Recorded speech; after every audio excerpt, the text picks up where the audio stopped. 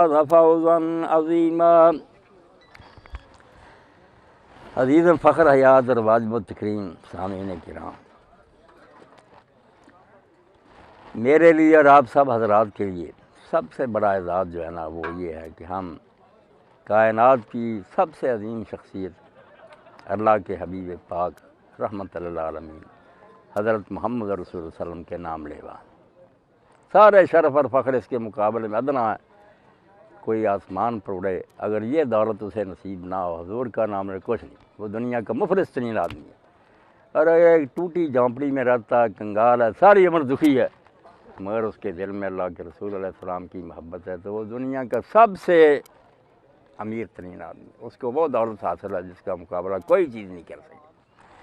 تو اللہ کے رسول علیہ السلام کی برکت سے یہ تقریب جو ہے نا نکاح کی، یہ کوئی گھر بسانے کی بات نہیں رہی۔ آپ یقین جانیں ہمارے تصورات بھی بدل گئے، ہم سمجھتے ہیں کہ صرف گھر کا کام کرنے کے لیے ایک نوکرانی لے آئیں گے، نہ۔ اللہ کے پاک رسول علیہ السلام کی جب احادیث پڑھتے ہیں، حضور نے فرمایا ذات تزوج العبد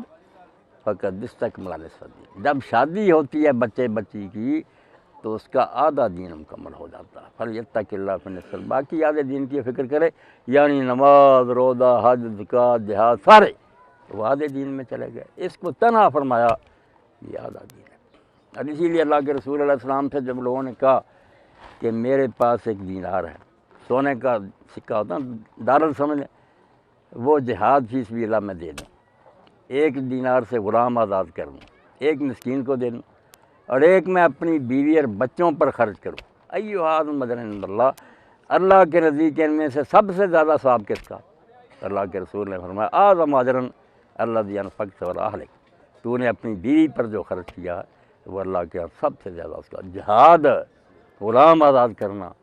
اسی لیے نبی علیہ السلام نے فرمایا جو اپنے بال بچوں کو حلال کما کر کھلاتا ہے اللہ تعالیٰ اس پر بھی فرشتوں کو حکم دیتا ہے کہ صدقہ لکھ کے دو، صدقہ کا ثواب بھی اس کو دو، حالانکہ پال اپنے بچے رہا۔ تو اسلام میں یہ عین عبادت ہے، اسی طرح جس طرح ہم مسجد میں جا کر نماز ادا کریں، اس سے بھی اعلیٰ عبادت ہے، بشرطے کہ ہم نہ جو کچھ نبی علیہ السلام نے اس خطبے میں آیتیں پڑھی میں نے آپ کے سامنے تلاوت کی ان کا خیر